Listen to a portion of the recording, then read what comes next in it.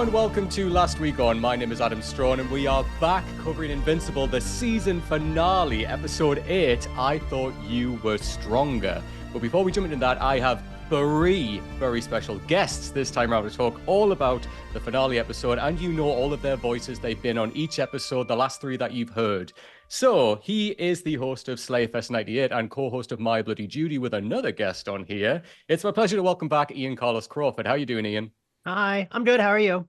I'm really good, thank you. Survived an earthquake, so we got that going on, Ian, because that's been a whole thing today. And the other 2 hosts I have, so they are husbands who host Coffee and Tequila together, and if you type in AZB on YouTube, you'll see their faces. It's my pleasure to welcome back Alistair and Zachary Patton-Garcia. How are we doing, boys? From completely different locations, yes, but I'm pretty okay over here. Alistair, it must be like, what time is it over there? It is 11:15. I took a nap before this. So, Well, so 11:15's not bad, though. I thought it was going to be like 1 a.m. or something.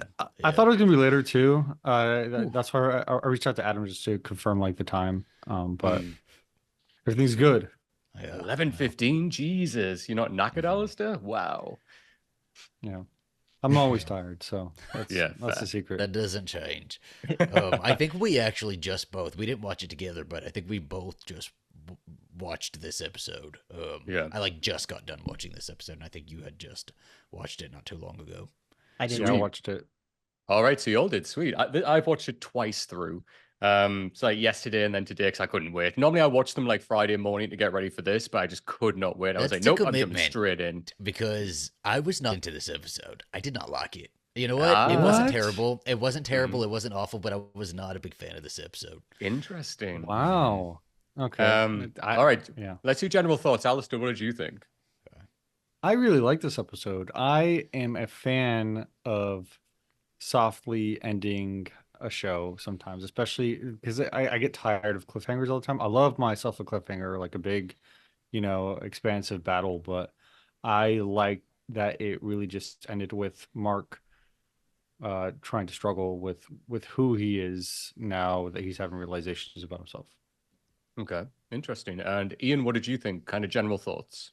I mean, Zach and I usually tend to agree on media. I felt the same way. There was just like so much going on, and we spent all season with him trying to figure out who he was, and then it ends with him not knowing who he was, and it's like, I don't know. Am I supposed to feel bad that fucking kill the big brain dude? That's what I kept thinking the entire time. Like, squish his head. You can squish his head. And then like, I thought he was purposely trying to kill him, which like, fucking yeah, do it.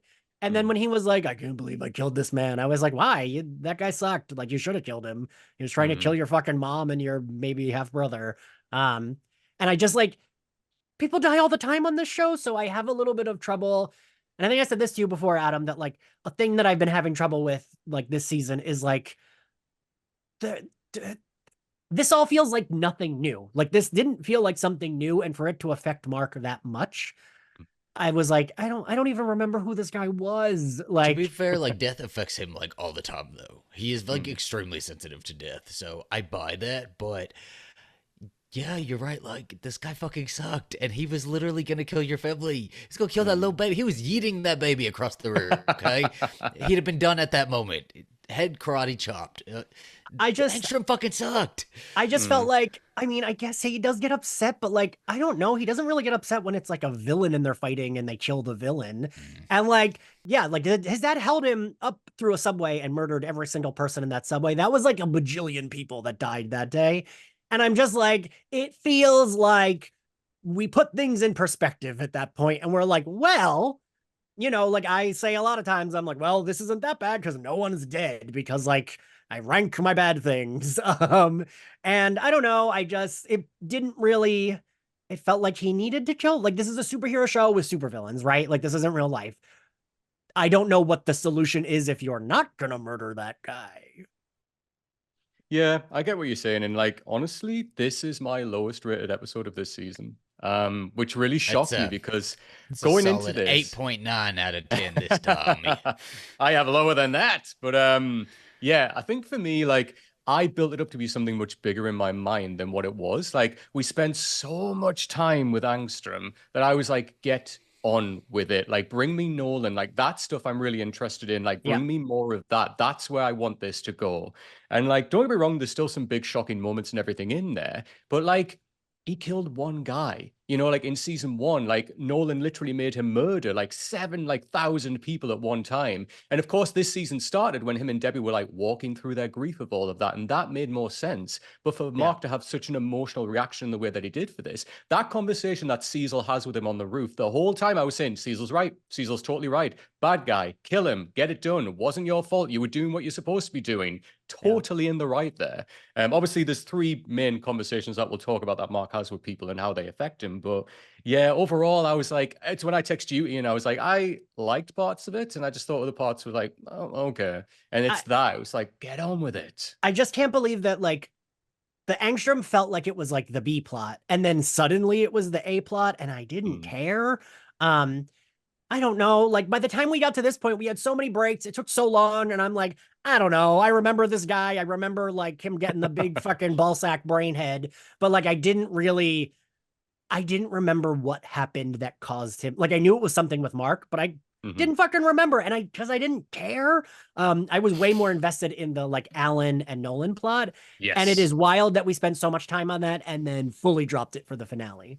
Because literally we saw Angstrom like twice before this. So we saw him like obviously the first episode and all of that kicked off, and then like maybe once in the background of like a scene again in another episode, and then this suddenly big reveal. It was like, okay, like he is obviously a big character in the comics. We dive into all the multiverse stuff, blah blah blah blah blah blah. But like where our emotional investment is like, what's it going to be like when Nolan comes back to Earth? How are things going to be with him and like that's the stuff, that the really juicy stuff I want to dive into. And it feels like it's done the right thing in building me up for season 3, but I really don't want to wait for season 3 to get there. I really wanted to see more of that now. So it feels like there was a production issue here. It feels like there was a lot of unfinished, because they did do a good job of building all of these things up. Not the Angstrom stuff, but everything else they did a really great job of it. And then this episode felt super rushed and like trying to really messily tie up a huge bow really quick. And it feels like they reached a deadline and had no more time left to move. But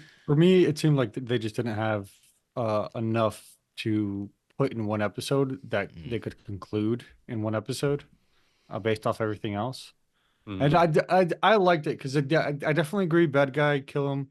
But I feel like there's a difference between Offshot killing a bad guy and then also just wailing on him until he's dead, right? So, and I think that's a big difference, not just killing him, but like making that conscious decision to kill him so much before somebody snaps.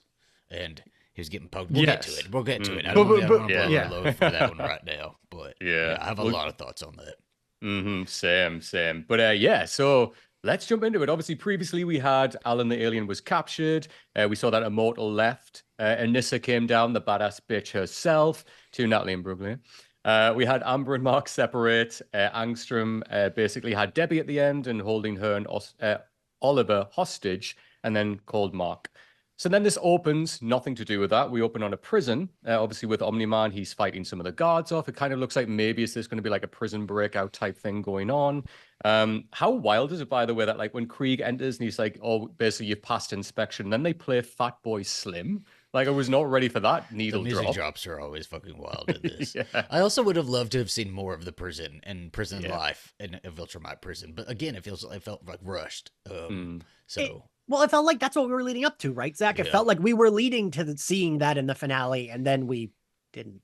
Which is fair, though. I will give this one a little bit of a pass because we have brought Alan into the prison now, and like, it looks like it's leading up to a little bit more of some prison time. I don't know. We could just start season 3 and they immediately bust out. I wouldn't put it past them, but I hope they show Alan's tattoos after this. The tattoo of the Viltrumite prison. Alan's a little bit sexy to me, I'm not going to lie. Like, there's something about it when we saw him buffed up again. Got one eye ripped. Yeah. Oof, yeah. Bye-bye.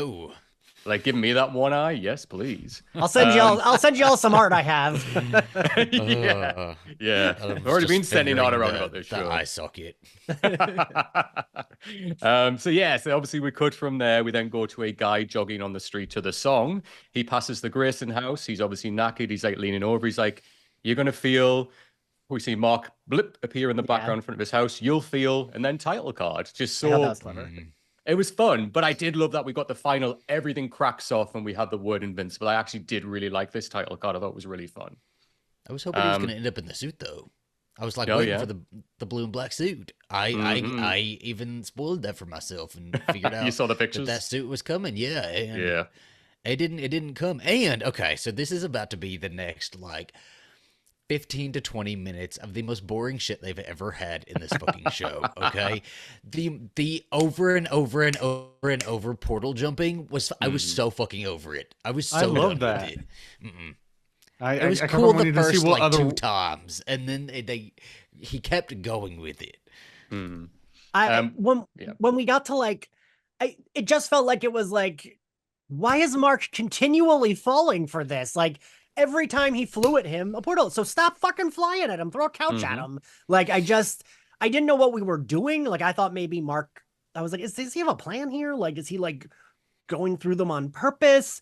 Like the first time, sure, maybe the second time, but after that, I was like, I don't care. I thought it was clever when they like had the Spider-Man and the Batman, but like even that, it was like, all right, I don't know. Yeah. Like the I mean, dinosaurs. The dinosaurs were... I did were like the cute. dinosaurs. Like, I would have yeah. liked to stay there for a little bit. You know? Yeah. I was like, The dinosaurs you is can always eat him. cool. He's sentient. And like He's he calls back intelligent. to like 6-year-old me. I'm like, oh, I'd love to see a dinosaur. They're like talking about him. They're like, that guy looks weird, man. They were like reading into filth, and I love that. They were like drag queens, just looking at him like, this one can fly. Why is his wings invisible? Like all of that stuff was just fun. It was really fun. And Mark was learning, you know, with each like portal jump, he technically was learning and kind of figuring it out. Like when he comes back through the portal again, and he has the weapon and he's fighting. I would have liked a little bit more of that, and then towards the end of that fight, him sort of figure out a way to beat him using his own portals or something like that. And it felt like we were going to kind of lead to something like that, but it didn't. It didn't do any of that. So I did love like it's still, you know, like when we think back to the season 1 finale and like how shocking that was, there were moments of this when I was like, fuck. Like when he first like throws Debbie and Oliver to the ground like Angstrom does, and like Oliver's head like whacks off the ground and starts crying, I was like, whoa, fucking hell, like this guy means business. Listen, and when like, you're throwing a baby around, that's I guess how else do you beat a season 1 finale? You at least you throw a baby around. If you're gonna throw a baby around, I think that's the baby to throw around, right? Yeah, he'll make it. No, I like that Invincible. baby now. I like the little baby. you did a full U-turn, Zach. You were like, did, fuck I did, that I baby, did. like last time. I love Oliver. Well, I'm pleased you do, because there'll be a lot more of Oliver going forward. But He's like the Dawn of... fucking hell. Don't go there, Alistair. Yeah, sorry. So then that's good. So then, basically one of the big things as well is that Mark doesn't remember him straight away. So he's like, "What do you want?" And he's like, "You don't like you caused me to look like fucking this." gag. He was Right? He was gagged. He could not fucking believe it. I would have felt a little butthurt too. I might have like ticked my ego off a little bit. Mm-hmm. But as someone who can't remember shit, I related. I was like, Mark, same girl. I just like know this guy blew up in the premiere, but I don't fucking know. It's weird, isn't it? How that was like the biggest moment of probably Angstrom's life, and he's like, "You transported me into like this mutant, and you don't even fucking remember." And I like, mean, Mark's but like, none of "Well, us remember him. Exactly. We're watching and we don't fucking remember him, okay? They What's built his him name? up Long so time. hard in that first episode. And Mhm. Then sir, nothing. I forget your name every time you're on screen. Bobbly head. Plus, he was the one who blew up his own machine. That's Yeah, why he yeah. went Yeah. all brainiac. Like it's Yeah. he kept on making that excuse, and I was like, no, that's just it doesn't make sense to me. I also Exactly. didn't quite understand that when he's like, when Mark is like going through the portals and he's like remembering shit, but he's seeing like other realities, but he does see what happened, but then he's like, that didn't happen. And I was like, again, that for like that sequence, it felt like, well, then why did we just see that? Like, if he's going to see what happened and he's just like, no, then I don't know. Then I don't need to see it. Cause like, I don't know. What I know. I really like the scene when he was with those people like after Doomsday, and they're like surrounded by a fire, and he's telling The them all campsite, about yeah, Oh, the his campsite, problems. Meanwhile, they're like, we're just trying to freaking survive out here. Like we don't actually care. Like I know. And I think for me, in many ways, like this episode was like the justification of like, this is why we brought in the multiverse and the portals. We're going to show you them all now. And like, we're kind of like, we're past that now. Like, we don't care. Our emotional investment, as I say, is in other stuff that's going on in the show. So it really felt like this episode was written to be like, hey, remember all those dimensions that we spoke about? Well, we're going to show you them all. This is Multiverse of Madness. They have done, and that is a true testament to them too, that they have created such a rich home base world that we don't really care to see a bunch of multiverses. Like focus on that then. Let's stay here and let's do all of this stuff. Yeah, and even though like we've been to other planets, like we care more about Thraxa and what happened there. As I thought that was cool. I was very invested in the Thraxa shit, whatever the hell that was. Yeah, the bug aliens. Yeah. Yes, I thought that was cool. You know, it's world building. But like, I don't need to see like it doesn't. I'm no longer gagged at like alternate versions of my favorite characters, right? Yeah. That extends to Buffy, that extends to this, that extends to all of it. I don't need alternates anymore. No more alternates of all of these people, okay? And I know like Marvel still is got that ball rolling, so we don't have to do that over here. But if you're gonna do it, at least have evil Mark Grayson there. That's what I wanted. I wanted Mark versus Mark would have been wonderful. You know what? I'd have been all in on a Mark versus Mark. So that's what I wanted. Yeah, I was kind of hoping. I think the reason the multiverse stuff didn't land for me, I thought the Batman and Superman was clever. I thought the dinosaurs were like, okay, but the rest of it was just a little too fast and generic. Like, I think I would have loved it if Mark encountered evil Mark and they had to fight. I did like when we saw the like elder superhero team and we saw Adam Eve and like, I like that. Give me more of that. Like, that's kind of like, I don't know, if we're going to be in these multiverses, I don't want just like a sand planet where there like is debris. Like, that's like boring. Yeah. No, I get what you're saying.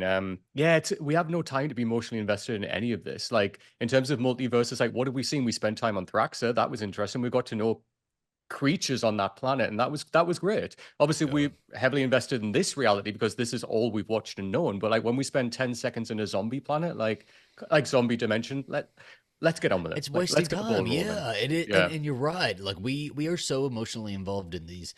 Invested in these characters, Mark, Debbie. Like, I fucking love me some Debbie to love me Debbie down, but you know, don't take away time from them then, right? Because this was such an emotional season, and it was a season that focused on emotion so heavily that we could have continued that into I just don't know what their goal for this episode was. I guess that's my biggest question, is like, what was I supposed to take away from it, and what feeling was I supposed to be left with at the end? I feel like we're getting ahead of ourselves, where I know we were supposed to go like by like 3 parts of the episode. I'm ready to rank it, Alistair. 3. I know. No, we can go back. So like, yeah, basically, I mean, we'll talk about some of the verses that I go through. Obviously, the dinosaur one was really fun. Like, I loved all of this, like, it speaks, a talking sapien, and like all of their voices. And like, when Mark's like, what the hell, and starts flying, and they're like, oh my God, it had wings. It must be invisible. Like, that was fun. It was dumb fun, right? It's better than another reoccurring joke that we get later on, which isn't even in the comics, which is that tomb thing, which I'll talk about when we get there. But yeah, basically, after that, Angstrom teleports him back, and he's like, I do like the line when he says, like, when he has Oliver in his hands and he's like, this is interesting. I haven't encountered him in any of the other realities that I've seen you in before, highlighting this is the anomaly. So every other time Mark goes with Nolan and Debbie joins them and agrees, this is the one reality and the only reality where that doesn't happen. So this is highlighting this is an anomaly, and this is the one that we get to know. So I do like that line, but that's kind of all we need. We don't need all of this dancing around. Let's go and visit whoever next in this different portal. But Christ, when he threw Oliver across the room and Debbie did that dive to catch him, bloody hell. Like, honestly, that dive was everything. The yeet was everything. Who the fuck does that? Angstrom, baby. I will say, like, go on, Ian. I thought that it was going to be like, he throws them, but then we see the baby's like powers. That's what I thought. Yes. I was like, oh, this is going to be when the baby like flies and punches Angstrom, which I would have liked. If he tore him in half, I would have been like, okay, Oliver, come through. This is what we love. I will say the whole Spider-Man thing. So in the comic, this does happen. So like, Invincible does go through. Now it is like, there is one issue of Invincible where you just see like Spider-Man's leg. You see Doc Ock or Prof Ock from the back. So like, it's not like 100% them, but you know what they're doing. Then there was a special one-off episode where it actually expanded the time where Mark was with Spider-Man. So he was telling them all about what happened. Spider-Man took him to meet the Avengers. That all happened. But then, when he comes back and he's got the spider web like on his back. So at that point in the issue, Spider-Man was actually supposed to come through and like help Mark after, because he knew everything that was going on. But then the portal closed, which is why he had the spider like web on his back. So that does happen. I read about That makes that, sense. and the reason that's not because it's published by Marvel, not Image, so it's not in any Invincible the comic collection. Yeah, but yeah, because that was the rumor I kept reading when I was looking up stuff that like Spider-Man. People thought Spider-Man was going to appear, which like there's no way Disney was going to be like, yeah, use our character, no big deal. Nah, barely give him to Sony, let alone anything else. Jesus.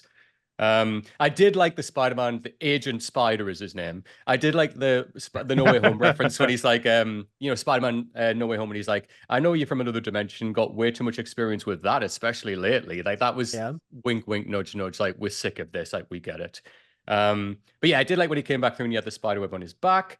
And then all of this, like when he keeps putting like Debbie under like in the portal, and he's like, don't do anything to me because I'm going to hurt them. It's like, just fucking fight. Like, then do it. Yeah. Then drop Debbie. Yeah. Then give us something, right? If you're going to drop Debbie, drop Debbie. Don't drop Debbie. Because I want to see something happen. Like, I'm tired of, we were in circles literally for 15 minutes. And they were not doing anything different. He was threatening Debbie, then sending Mark through it. I thought the first couple times he sent Mark through, I'm like, oh shit, he's going to be over there and he's going to have to figure out how to get back. No, because the dude was bringing him back anyway. I'm like, why are you bringing him back then? I don't understand the point. You were just crazy, and you're not a very good supervillain. It was to soften him up. It was to soften him up. But I liked how Angstrom was like, I can't be the villain, and then he does like the most villainous things, like the most stereotypically villainous. That's pretty crazy. That was pretty wild right there. Yeah. I because this is a violent show, but even I didn't expect Debbie to get all fucked up. I did yell. I yelled when that happened. Yeah, and to be fair, like, are you okay? What's wrong? Ian's screaming on the floor. It's a mixture of Debbie getting her arm broken, the earthquake, and Ian screaming. Yeah.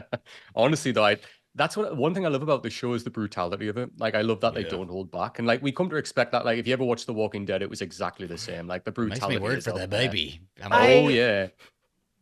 So that's like, I kind of expressed this to you, Adam. Like, that's like the thing I pinpointed as like my main issue here is like, I don't know if we're like, I feel like I don't spend enough time with these characters. Like, we get a reveal of Duplicate, right? I didn't really care. I didn't know her. We've had so many characters. I forgot about that.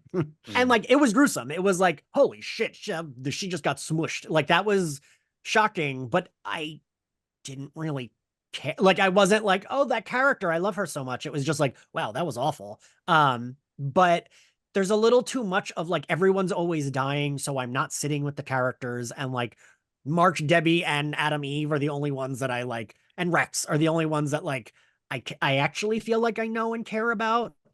We've been focusing a little bit more on the Immortal, kind of giving, but even him, I'm like, I don't know. Like when he was like, was it last episode or 2 episodes ago? And he's like, I have to quit because I yelled at Mark and blah, blah, blah. And I was like, oh, I just thought that was his personality. Like, it didn't even occur to me that he was like acting out or so angry. It was just like, yeah, that's his character. I don't know. So there's a little bit of like, I feel like I need these superheroes to be stronger and better at their job because they're all pretty bad at their job. And it can be bloody and people can die, but I need to have like more than one that is like, oh, he's the one that can like, is super strong and can fly, just because it's like, all right, but I feel like everyone would be dead the moment Mark leaves that planet with the way it goes. I mean, we kind of got that idea anyway, that when Mark just disappeared, like the planet went to shit because they are so fucking incompetent. So, I mean, Cecil does call them a shit show several times. So. Yes, I do think like the second half of this season though did a really great job at beginning that, but like we gotta speed it up, but beginning that. Making us care for these characters, right? Because I didn't care about Rex until this half of the season, throughout the entire series. Like, I didn't give a fuck about Rex. I do care a little bit about like Kate and the Immortal now. I'd like to see more. I don't know if I care. I'd like to see more. Don't care about the little girl. Don't care about the robot. And then the girl who got crushed in that guy's body, where is she? Where was her appearance this episode? Because I need to know how she's doing. She was in the bed. She was in the got bed. full boa constrictor. Yeah. Like, I need her to heal and like tell her story on Diane Sawyer or something. It's weird because I think the first episode of Invincible, like the first episode of the first season with the Guardians of the Galaxy, Yeah. I feel like I Guardians of the Globe. connected much more with the original Guardians of the Galaxy. Yeah. Guardians of the Globe. the Guardians of the Globe. I felt like I almost immediately connected with all those characters, and all their deaths meant so much for it by the end of that first episode. Yeah. Than I have for like characters like Kate, and others. So, but I just where felt I like- cared about Invincible, not Invincible. Gosh, why do they both have I names? The Immortals. Oh, more Yeah. I cared more about Immortals' reaction to Kate's death, which really before all that we'd seen about the relationship is that they had orgies in the shower. I know. That's the only that was it. relationship tidbit we got. And then he was crying at her funeral. I really assumed that I just forgot. I was like, oh, I didn't I was like, there's realize- scenes missing or something, man. We just didn't animate them. We just didn't You never- animate those scenes. You They never were fell in scripted. love. You never fell in love in an orgy in the shower. You haven't lived. Jesus I mean, Christ. listen, and nothing wrong with it if that's how they fell in love, but I needed to know that beforehand. Listen, gorilla grip coochie. It was something to be depressed over. You don't want that one to go.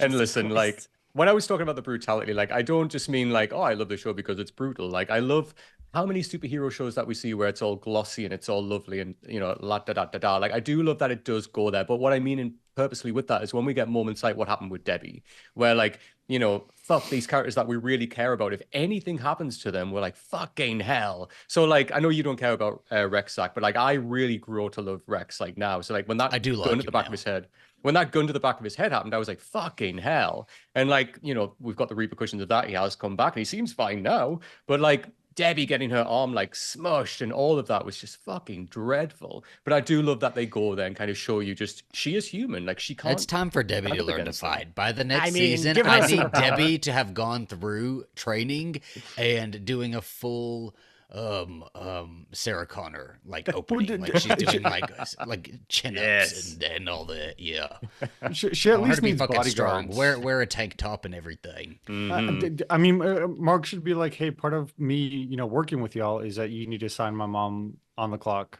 bodyguards. But she Or doesn't give want her a that. new identity. Why can't we give Debbie a new identity and a new house? Because Let her maybe go she don't want to somewhere have a new else. identity. Wait, Zach, that's how I thought this season was going to end. When we saw Debbie, like, and No, Mark they talking, just fixed her house. I was like- let's patch up the fucking bay windows. It's Buffy Summer style. Like, let's just keep fixing this fucking window. this house that has a giant target on it that everyone knows where it is. Like, Nobody I even thought, walks past this house anymore. I They really run thought, past it.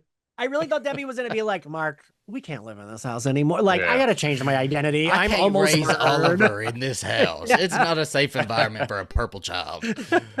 She's like, Cecil, give me sunglasses, a tank top, and a machine gun because I am sick of this. I would I would appreciate a scene of her pulling a book and like now she has this secret underground, Mr. and Mrs. Yeah. Smith lair full of machine guns Yeah. and shit like that. I'd be That would Oh, be wait. fun. You know what I just thought of that we never really went back to? That was it. Who was the like Russian woman that came to see her and gave her that Oh, card? but Oh, okay. she was just a friend. She was just a passing by friend, somebody to connect her. I understood her limited role in that. I would like to see her more, but No. I understood her limited role of like tying her to, like grounding her in some sort of grief. No, I I meant- know what you're going to say, Ian, the card. Yes, the card. Yeah. I thought it was going to be like that leads to like Debbie Oh, going well, to an underground. This is also what I thought, and again, like they kind of like just moved past it, so maybe that's subverting expectations. But I thought somebody was going to be in that group, somebody was targeting her, something was going on with that group, and it seems like nothing really happened with Yeah. that group. She Yeah. just got told off. It was like a You grief know what? group, really. I still don't trust that babysitter. I still feel Oh, like well. None of something's us up over do. there. None of April, us do. no. I don't. And then just getting after what you were talking about, Adam. I think like especially making this like a very realistic interpretation of like what superheroes would go through. I think that's why I like Mark as a character so much. Is he feels like he is a superhero who has the same ideals as superheroes in other comic books, but he's trying to make those ideals fit with reality, and really they don't. yeah. Yeah. That's a good point. And honestly, he cares more about his ideals than he cares about people. Like more about his actions and about people, which we already witnessed in the episode before this one, where he couldn't, take one for the team and say, "Yeah, I'm gonna take over the world," and just get him off his back. And instead, he had to be like, "No." Right? Meanwhile, putting everybody, there was a whole freaking cruise line full of people over there that he went through. He put them in jeopardy by caring more about his ideals than caring about actual people. That's a really good point as well. And I think the show really does a good job of highlighting, like, it would be much easier for Mark just to go a villain because life is easier, right? Like, just going with his dad. And like, every time you see the evil versions of himself, that version of Mark is not struggling like the Mark that we have now that is trying to kind of go against that stereotypical route that we've seen him go down all of these other realities before. He's really struggling to go against all of that. And I mean, when we get like sinister Invincible, like with the cape on, which by the way, I loved, and like when he killed Angstrom's son, and then when he's going along the line and just decapitating all of the prisoners, I was like, fuck, like that was interesting because it was to do with Mark, right? We were seeing something another side of Mark. And as I say, when we see these other realities where other shit's going on with people we don't know or care about, then okay, whatever. But evil Mark, right? I'm interested. Show me more of that. Like, let's see how we could have turned out. Let's have a battle with evil Mark. Exactly. Angstrom, I don't care about how many of your other realities you lost your family in. I don't give a fuck. I don't, right? Like, You're wasting we don't know our this time. guy. No, Like, we don't know his family. my dude, I don't even know you. Like, I don't fucking care. I don't know you. I don't know you. And you know what? We could have known you. I was open to meeting you, right? But they didn't show us enough of you. I forgot you were even existed, and then we came back into season 2, or in the second half of season 2, and you were there. Zach, I am so glad that you also forgot, because I'm normally the one that forgets everything. But Nobody remembered. Adam did. Adam did. Adam and Alistair. Only because I had to go back. Like, but we had like what, 7 years between this season alone. Like, and then we had the mid-season gap where it was like 24 years. Like, what is going Alistair's on? favorite character was Angstrom, so I'll be a little respectful. My best friend Angstrom Kevin t-shirt. said to me that he thought the biggest issue was like the fact that if this was a 22 episode season and they took that break, it would have been okay. But it was just so short for each part that it was hard to like. There wasn't enough. This was a 4-episode. Coming back with 4 episodes is fucking wild. You know what made it okay for Stranger Things to do that is because they like 2-3 episodes that they came back with like after movies, like a month were long as hell, yes, and so fleshed out. Like, I felt so satisfied with that season, right? I do not feel satisfied with this season. And they dropped them all at once, and it felt like an event. Yeah. Right. Yeah. It felt Netflix made it feel like an event when they're going to drop it, and we all know that the reason. Where's the promotion for this show this season? This is what we were saying. Fuck is talking about it. No one. I ask all my friends about this. People are like, "What's that show you're watching?" No we're like, one "It's knows back?" about it. Yeah. What was it anyway? A lot of people don't even know that knows. this second I season know is they're out, gonna so. they're gonna start watching it. They're gonna see clips from the finale and be like, "Who's the guy with the ball sack head? Right? Who's that?" And I have to explain who Angstrom is, and I don't want to do that. And you don't care. And even you can't explain. You're like, I don't know, something blew up. He just scrotum. That's all I'll say. Scrotum. That was He's it. just a scrote shooting his portals. That's all he is. That's all you need to know. Honestly, I feel like he was just a plot device to just get. Oh yeah, Mark 100%. to that edge. I mean, that's what he was. He should not have been the plot device to get Mark to that edge, though. I don't buy it coming from him because I'm okay with a hero having a hero's journey and like going to slip into the dark side a little bit. I'm okay with that. Love that. Love it. Love it. Not fucking Angstrom. It cannot be Angstrom. You gotta something else. Something else. Yeah, why not Kate? It's Duplicate. Duplicate gets him to go to the. She's behind all of this the whole time. It's the Gorilla Gucci. She can do anything. You keep an eye on that kid. But yeah, I mean, like, you know, we have like, who knows which portal, which dimension we're in. But to be fair, like, you know, Angstrom, you know, starts to have all of his memories coming back. We take like random trips to when he goes to, what is it, the Walking Dead world, basically, because Robert Kirkman did the Walking Dead. I really thought we were going to to get a reference, like maybe see a character from Walking Dead or something. Damn. You know what I fucking hated, though, is when Mark comes back through the portal and he has that rifle and he whacks Angstrom. That rifle is from Fortnite, the video game. I'm like, what are we doing? Oh. Like, fuck. I'm glad you clocked that because I thought it was cool I didn't. because I didn't see anything. I had to look it up. See. I had to look it up. I was like, what is this rifle? And then because the Invincible characters are in Fortnite at the moment, it was like a crossover thing. I'm like, man, they get like every character in Fortnite. Jesus. Seriously. I'm like, who Lady cares? Gaga, But I mean, if somebody approached me and asked me to be in Fortnite, I'd be like, sure. Why would you say no? Put my ass in. Exactly. I don't feel like they're getting for a bunch money. of no's. For money. Yeah. But I also like the Mad Max one. That was Mad Max, right? I think so. It seemed Mad Max, Mad Max vibes. But I did love, like I said, that, I mean, I hate seeing Debbie get hurt, right? But I love like the shock value of that when she smashes the plant pot off his head, she tries to run away, she slashes his chest with like some of the plant pot and tries to run. And then like, obviously Mark blasts back through, then Mark gets sent somewhere else again. But then like all of that when she's kind of screaming at him when she's like, look, the reason why you're pissed is because in this reality you're the villain and Mark's actually the hero and you can't handle that. But when he snapped her arm, and then like had the baby held upside down by the leg as it was crying, fucking hell, brutal, right? Leave him alone. Leave my baby alone. I knew he was gonna break her arm, but I didn't expect it to like him to snap it. much. I was like, and she's laying there, just like the whole time, Mark, like, Oliver, we're okay. It's okay. Oliver. it's like, I don't know that you're selling Like, that. she had the worst journey this entire fucking season. I feel so awful for her. Yeah. I know. She needs a vacation paid for by the Avengers. I mean, like, yeah, to quickly go through some of the other dimensions, as you said, he sees Batman. He says, like, isn't the name a bit lazy? Which I quite did like, actually. I did like that. He sits by the campfire. He's like talking all about like everything that's happened. We don't know these campers. We don't really care because we see them for 10 seconds, then they're gone. Like all of this, like we see him fight like that giant Skeletor guy that we saw briefly in like an episode before. Oh yeah, Yeah. Skeletor. Yeah, we'll call him Skeletor. Fuck knows what That was his the name episode is, I who was on cares? for, wasn't it? Yes. Yeah, exactly. Yeah. So he fights him for like tenth of a second. He goes to the Mad Max world. But I do like when he comes back and he just takes one look at Debbie and then just snaps and like then starts to properly beat down. And I'm like, finally. let's go. Yes. Finally, because also there was no reasoning with this. Like, this is also a villain that has no reason, which is fine. Again, but you should have built him up as like that much of a baddie, right? Because there was nothing else to do but beat him into a fucking pulp and let him choke in his Squash own blood. that ball sack Because brain. he was not step on the scrotum. Yeah. There was no reasoning with him. He was not to be reasoned with. He was not going to come around to anything. And he just kept, like, when somebody just standing in front of you and just slapping you, they're only going to do so many times. I think they did it a little too many times to Mark, and before Mark snapped. I would have snapped first slap. I'm not even joking. Like I would have been like, right, let's fucking go.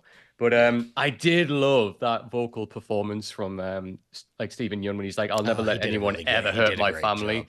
Like the way his voice that's breaks. a big positive of this episode. His vocal performance was really good this episode. Yeah. Unbelievable. Like, as I say, like that second ever when his voice cracks as like he's screaming at him. So fucking good.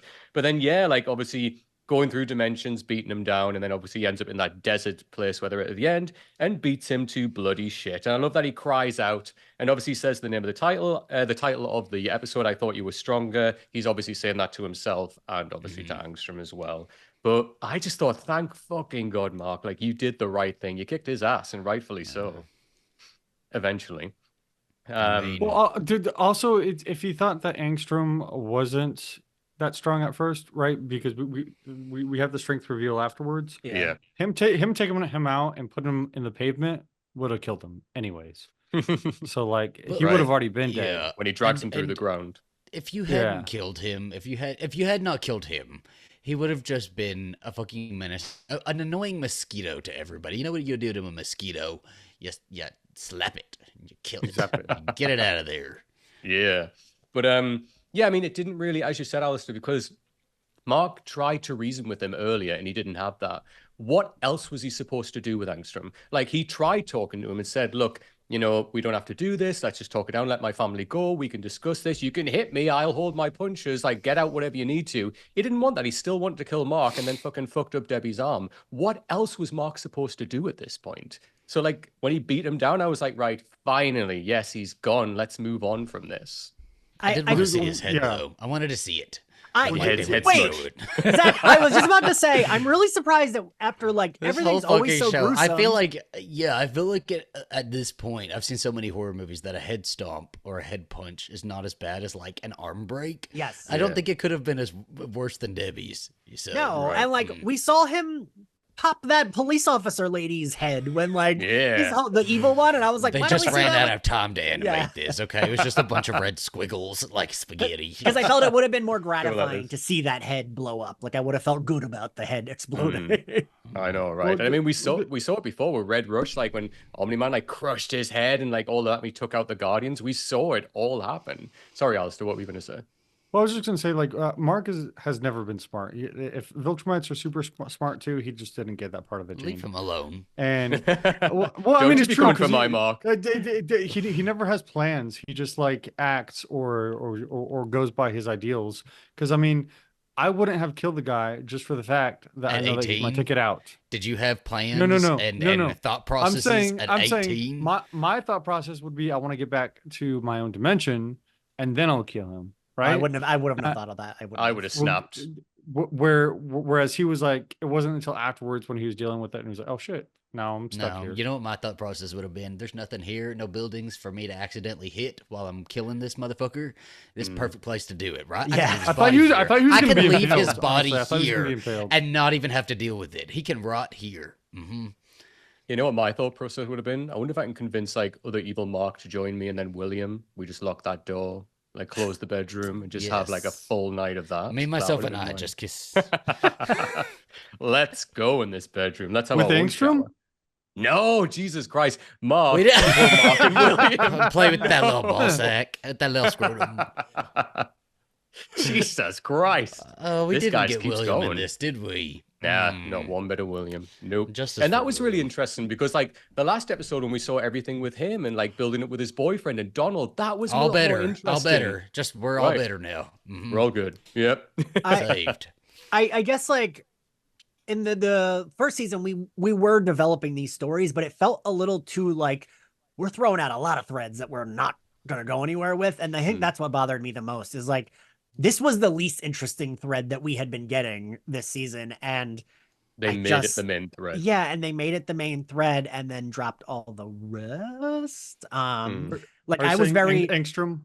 yeah, I was yeah. just very like invested in like Alan. Like that episode was so upsetting where he like Yes. gets his eye Yeah. punched So out. good. Like So good. I was so Yeah. glad my like special And then favorite his little alien him guy coming was back was like a true joy. Like I Yeah. felt real happy when he was back. Yeah. And he came back muscly and you know, Yeah. Dom Daddy. Alan and his big eye. But yeah, and then literally like so then we go through this section where we see Debbie and Oliver at home. Cecil turns up, he's like, shit, get the medics in, obviously takes them away. Then we see Mark going through basically the 5 stages of grief. So like he's beaten him to a pulp, he's covered in blood, he's looking at his hands, he's going through denial when he's saying like I had no other choice. You know, he's like going through all of this. He's bargaining where he's like, he made me do it. He's going through anger when he's saying like, I lost control. I wanted to kill him. He then goes through depression when he's like, what have I done? And then he goes through acceptance when he says, well, I kind of won. Like when he starts laughing about it, like manically, because Like, he's going through let's just all skip of to it. the last step. I thought I don't know what we were doing here. There's all the sand. There's just if I thought First Slayer was gonna come up, say death is your gift, something like we were just here too long. What are we doing here? Why are we Yeah. here? And then we hear him right before that saying, "I was holding back," but I almost got it as he's always been holding back a bit. yeah. But he needs to stop. You know, Yep. I get that he's T3 girl, but he needs to stop holding back. What a detail What? to pull out, Alice. What'd you call him? His T3 teeth grow. It was a regrow? detail that came out in one of the other Oh, episodes. right, it about was, it Rex was. tells Yeah. him, yeah. I thought you Um, said he was a T2 girl. Terminator Also 2 that. girl, he loves it. Yes, Sure. come through. He's the least interesting to look at. I'm just kidding. Agreed. That's it. Well, Donald. But I even know, I I'm like just kidding. I'm Donald, just yeah. kidding. Dude, actually, I didn't mean that. I nearly fell out of my chair. They'll be Oh. coming for my Mark. Yeah. Yeah, then obviously we cut from Mark processing all of this or trying to. We then go back to the prison. So then we see like Omni-Man's being beaten to a pulp by Krieg. So yeah, basically he's like, oh, we need to make sure that you are worthy before you go before the council, blah, blah, blah, blah. I do like, though, when the guards are escorting him, then we see our Alan. And I love straight away how, like, they talk to each other just to, like, through their heads. Like, I love this. And he's like, what are you doing here? And he's like, I'm here to save you. Like, don't worry, we'll catch up on this later. Every time Alan is on screen, it's just a joy, like, every single time. And I love that straight away when, like, Omni-Man for a second just looks back and he's like, oh, like, something's going to change here. Obviously, we'll get into that later on, but I do love that straight away with Alan. Just seeing him there, right? It's a joy. Because they were friends, right? Not really. I Like don't Alan, remember. I thought No, he talked Alan- some Mark about his dad. I thought when they had their encounter. he does, but he tells Mark about the Viltrumites, but not in a positive light. Okay. So like, no, he's like always known of Nolan, but it's never been a friendly thing. Okay. But yeah, and then obviously now, like, you know, he knows like Nolan's turn. So essentially, if he gets him on side, they'll have a pretty strong army between them to do something about the Viltrumites. Obviously, all of this again, we go back to Mark, where he's still on the barren land. He's like looking around, thinking, how the hell am I going to get out of here? He's like, you've really done it this time. He's like talking to himself. He's like, you might as well because you're here. No one else is here, like talking out loud to himself. And then we get the future Guardians, as Ian said earlier, who turn up. And yeah, we see like obviously Eve, we see like robots. What did we think? Like, they obviously say, like, look, our Mark's been missing for like 20 years. It's actually 15 years in the comics, but who cares? He's like, oh, you killed Angstrom long ago. Like, we haven't seen you in so long. They're like, oh, we come from this awful world. Robot then opens a portal to send them back. Now, I need to know, what did you guys think about when Eve, like, came up and just, like, said, look. So stupid. This is not the time, Eve. No, Okay? I liked You're it that because hung up over this man. You're that hung up. He disappeared 20 years ago. He's It doesn't gone. matter, Zach. It doesn't matter. I think like for her that was, especially if she's searching for him for 20 years or doing whatever. Like and she's, you know what? I just want to get this settled. Please just settle this for me. And that was her one request. I actually really like that. Okay. And you could tell that she'd gone through so much. Like she was a ragged superhero. She aged, probably Alistair. gone. She's aged. It's 20 years later. She got wrinkles. You're like, she's been through so much, man. Which you go through a lot in 20 years. Couldn't she like do like an Adam thing on her face though, to like permanent Botox or something? Okay, but I think Adam Eve, the superhero, is not as shallow as some people in this chat, Zachary. You and all I. Four of us. All four. Let's be real. I thought the reveal about Robot being Rex inside of the suit was interesting and makes you think, well, what happened to Robot? But even the Beast Girl looked older. The actual Beast itself looked older. So I wonder, like, does the Beast age as she gets younger? Like, I don't know what's going on. Yeah. I wonder if, well, that could be true, but also it could be a hint that like they do figure that problem out and she starts to age again. Yeah. And like it was interesting, like, to see them, definitely. I mean, I wish kind of like we learned more about what they had been through, but obviously we were never going to get that. But like even like the other characters, one of them, there was Kid Thor, who had the big hammer, because and there was the lady with the boxing gloves. Lady with the boxing gloves as well, who's a character from another comic that they brought over into this, because she does actually come into the series as well. But yeah. But so Eve does say to him, don't tell me, tell her you love her, or don't, just tell her something so she could go on with her life. Now go. Like, it's interesting that she knows like that she's in the same position as her, even though they're from a different like time. But okay, does Eve love Mark in every single dimension in time? But okay. Well, I wonder if it's like same dimension, different time. Different time. That's what I thought it was. That's what I thought. Yeah. Oh, okay. That was I think it's same dimension, different time period. But also, I'm curious about how uninterested Mark is in them. He doesn't ask them any questions. Like, I'd want to know, but I think it gets after, like, for the most part, I feel like Mark really just cares about himself. Well, I mean, he also wanted to get home to his mom. I was going to say, yeah. Like, her arm was snapped in half. I mean, he was in a different time. He was going to appear at the same time. So, like... You're like, whatever. You know, you can take a couple minutes for a chat, you know? Y'all could have broken out the beers, had a little... just a fun chat, and then left. Maybe non-spoilery. I think they were there for the perfect amount of time, because it didn't like start grating on me. Like, it did start. Tell me about the stock market. What should I invest in? If he doesn't want to go to college, see, how does he pay for those hotels in Hawaii? Asking the real questions. Okay, but Back to the Future. Tell This me the is- lotto ticket numbers. like you said earlier, I just like, I mean, he's a teenager and he's like in peril and he needs to get Mhm. home. I don't know that I'm like thinking about those things when I'm like, last As time I a saw teenager, my I mom, was her always arm was thinking about snapped in those half. things. Just like I mean, if my mom's arm was snapped in half, yes, I'd be worried about that.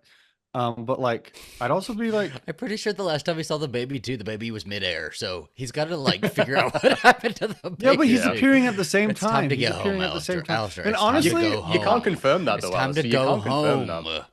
You can't confirm that though. Like, you know, he's not thinking logically right now. He's not thinking, I'm going to repeat at the same time, so everything will be good. Let me chat to these people. He's thinking, fuck, I need to get home and see my mother because her arm's hanging out of her socket, literally. And to be fair, He's it not a wasn't the great exact thinker. time. It was always a little bit of time had passed. Like he didn't get there before her arm was snapped. He got there after it was snapped. So it's Mm. always like well, a little bit longer.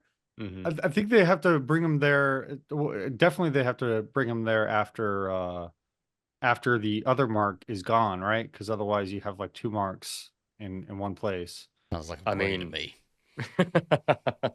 So then he does go back, and then, you know, Cecil has taken obviously them to the Pentagon. He goes to the Pentagon. He's like, says to Cecil, "Where's my mom?" And like, I do like that he does thank Cecil, and he's like, "Look, always, like, I'm always going to be there to help. Like, don't worry about that." I do actually like that. He goes in to see Debbie. Obviously, Debbie's like up in a sling, like her What a arm's parallel broken. from the end of season 1 too. Yes. Like Debbie walking in and seeing him. Seeing No, him like a mush. you know what? Fuck Cecil. You know, Debbie's no, been no, in. no. I've decided I like Cecil. No. Debbie's been in trouble this entire time. They put cameras all over the house. They did all that stuff, and she said no cameras in the house. She never said don't sometimes, you know, have a patrol come through. Debbie, You know, put her foot down. Shit and was said, happening. No, The Debbie house made was that basically decision. exploding, Debbie made the and it decision. took them and- forever to react. But the guy, the Angstrom does say that he like Communications. he cut off all the communications and they can't. Yeah.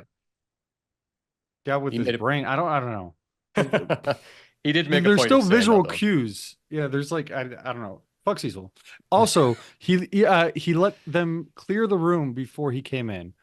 So Well, the guys I came don't in. want to they get beat up by a Okay. ball sack either. which makes sense. Which makes sense. That's what which what makes he sense. did to Debbie. But I just don't think he has any genuine concern. I know, I do. No, I I completely think he disagree with absolutely that. does. I completely disagree with all of y'all. I think you're just trying to be You're a Cecil hater. you're just trying to be different for the sake of being different because I can't listen, don't make me side with Alistair, Zach. I was just saying. give a fuck. I don't care. Side with Alistair. Y'all are both No, I- wrong then. No, I like Cecil. Like Cecil's always the guy that like he's there to try and get shit done. Like he cuts Yeah. through Yeah. everything to try and get shit done. Like he knows, he acknowledges, look, I have a really shit team right now, and that without Mark, like they're shit. Even like he's the one that says, Mark, if you come under my like guidance, I'll obviously take you back into the field, because he knows like he needs Mark at the end of the day, because without him he's got fuck all that can help against the Viltrumites, like nothing at all. Mark and Adam Um, Eve seem to be the only like capable ones. Literally, like that's it. Obviously now we've got Alan there, but like Alan feels like so detached from Cecil, like Yeah. it's a different thing going on. But Cecil has been there to help many times. To a degree, I can see where you're coming from, Alistair, but nah, I think Cecil for me, his intentions are in the right place. When he can control the situation, he'll help. You know, when he doesn't have control, he's like, "Hey, I'm gonna seize your alien brother, and you're That's not gonna see him called again." that's called consent. He is listening to people's consent, and Debbie did not give consent. Debbie revoked consent to be part of anything that Cecil has to do, and Cecil did listen to that.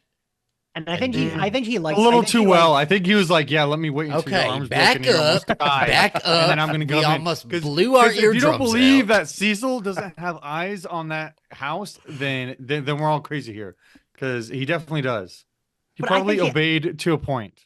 I think he cares for her. I think he genuinely cares about Debbie. course. If not like romantically, then at least just like cares about her as like someone he knows that's like a friend. Mm-hmm. Yeah, he's like, "Oh, if she died, he'd be like, oh, that sucked." No, he would be upset if Debbie died. No, I disagree. Like Cecil's always the one that's thinking like 7 steps ahead, so he knows Yeah. if Omni-Man No, does come back. You're right. He would be upset because then he doesn't have a pawn to play against. No, Alistair, no, listen, I'm we- sorry, no. Yeah. We have to no. move Yeah. on. Yeah, We have to move on. Okay, it's time to move on. So then I did like this conversation that Cecil with Mark on the roof, because everything Cecil says here is what I thought during the Angstrom fight. So I'm going to read out this conversation as it went down. You tell me where the fault is. I think this is it. So he says, you didn't have a choice. Don't beat yourself up over this. You're not your dad, Mark. Mark says, you weren't there. I lost it. I just lost it. I crossed the line. Cecil says, you didn't cross the line. You kept your mom and your brother safe. End of story. Mark says, I don't know, Cecil. And he says, stop. Mark, look at me. If the bad guys are dead and the good guys are alive, that's a good day. Mark says, how do you know the difference? He says, well, the bad guys are usually the ones who break people's arms. Go home, get some rest. You're not him. Mark says, you weren't there. I'm sorry, but that's black and white to me. Yeah. And Mark breaks so many arms. Okay, and Tell me he's not an arm breaker. But who is I go number- case by case. I go case by case. Some people's arms Who are the- deserve to be broken. Who are the arms that he's breaking, though, Alistair?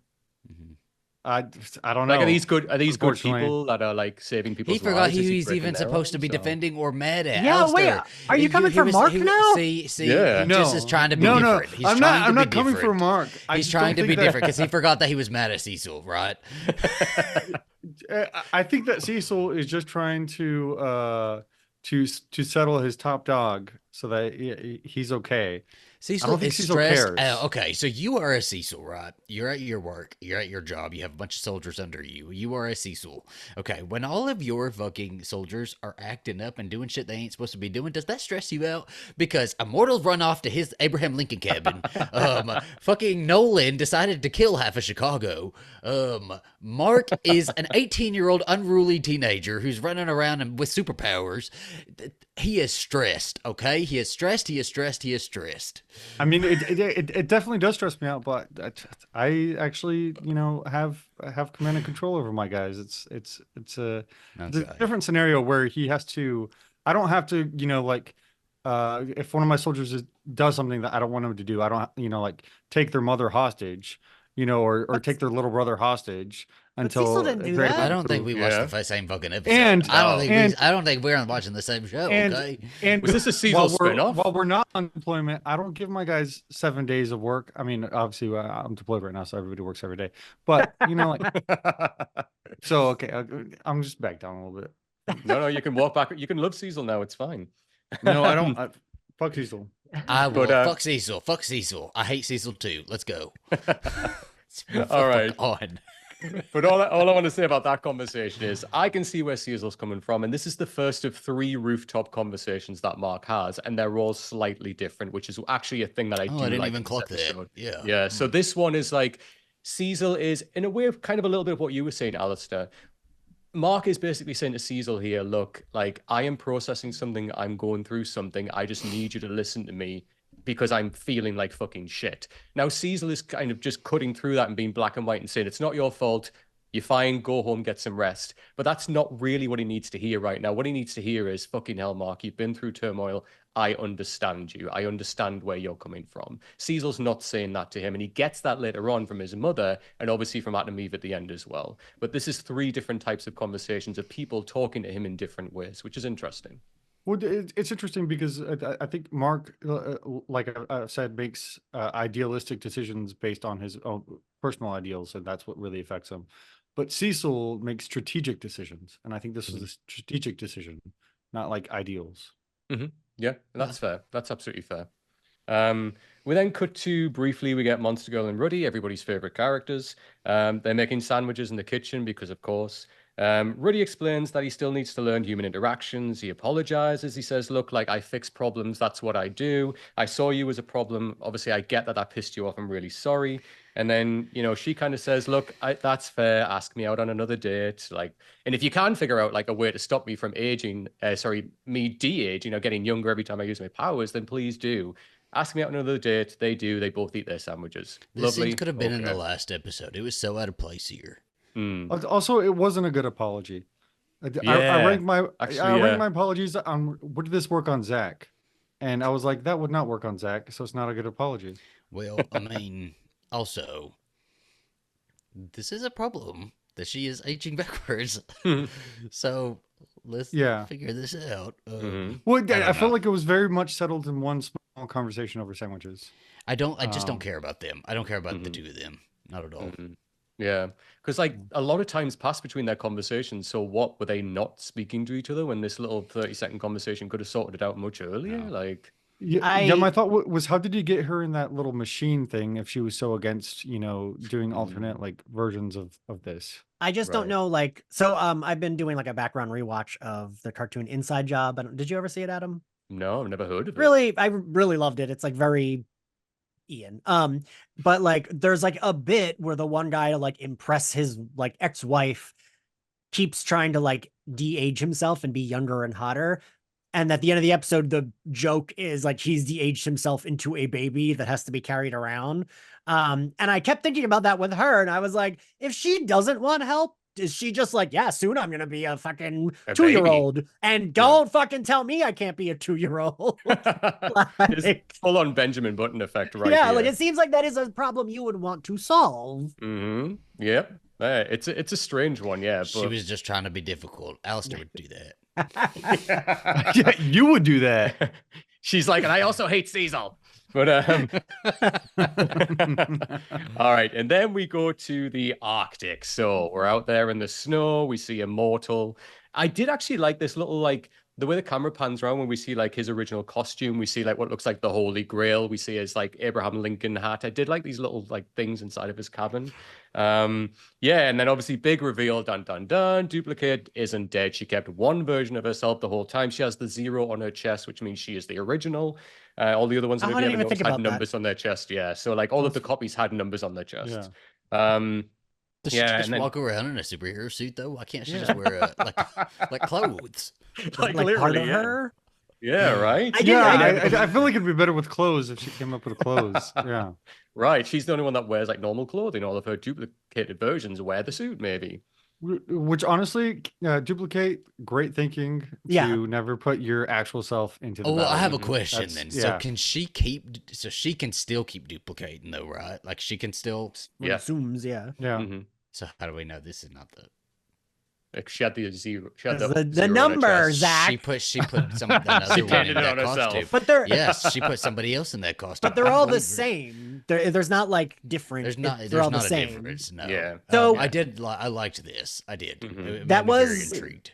The X-Men comic X Factor, there was Multiple Man, and that was like a whole thing where like they always were the same, and then suddenly there was a thing where they were not, and there was like one who became a religious cult leader, one who like died of the mutant virus. And that was like a really cool plot. And I actually was wondering, like, I was thinking of that with this. Like, I was like, I wonder if they'll do that with Duplicate. Yeah. But But it was nice to see her again. I love like just their emotional Yeah. hug. Like when he hugs her and tells her everything's going to be okay. But I also really didn't care so much. Like I was like, oh, Kate's back, and then I got past it really quickly. yeah, But also, I think I was thinking, you know what? If I had Duplicate's powers, I would send my copy to work. You know? Yeah. that's what she was doing, right? Yeah, That's yeah. what she was doing. I mean, Yeah. yeah. So Yeah, like they that were makes out in the super field. sense to me. I'd Yeah. be like, yeah, you go to work. I'll. Be like the TV show chill here. Severance, which I recommend you all watch because it's very good. They have Duplicate. Yeah, she's in that. No, all right. Can you imagine? The next scene, oh, all right, this for me, I couldn't give a shit. Like, this isn't even in the comic, right? So this whole tomb burial thing situation, way back in season 1, I don't know if you remember. What was this? Literally, okay, let me explain. I 'cause thought this- we were setting up a new Big Bang. Yeah. I was No, like into no. the whole Egyptian thing. Yeah. I was into it. It was like Tomb Raider, Yeah. not Tomb Raider. What is it It was called? very the Raiders of the Raiders, Lost right? Ark. Like Yeah. Something like Yeah. that. Honestly, right? So way back in season 1, I don't know if you remember, we saw this tiny little storyline of a guy going into the tomb. He woke up the mummy. Like God, all of I this. he sure went- as shit don't remember that. Yeah, exactly. It went inside of his body, and then when Omni-Man and Mark flew over the top, like all the sand, like basically from them flying over, buried him again, so he never got out of the tomb. Which is why this time, these two girls, one of them is his daughter, like they go in and find him dead because he's never been able to escape. One of them is voiced by Chloe Bennett of Agents of S.H.I.E.L.D., by the way. Which, okay. I love her. Yeah, right. So, Yeah. okay.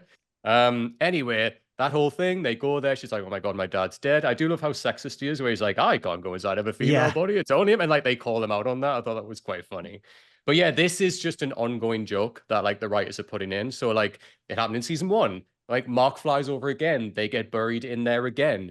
Happen in season 2. It's Okay. going to happen in season 3. It's literally just this ongoing joke that they're doing. It's not in the comics. It's just a thing they're adding into the show for the lols. I do not So- need. It's just we're doing too many callbacks with things that are like years know. ago in my brain. Yeah, I know. well, years ago on the screen too. Literally. Like if your seasons are taking this long between, I understand animation, script writing, all these different factors could be part of it, right? Yeah.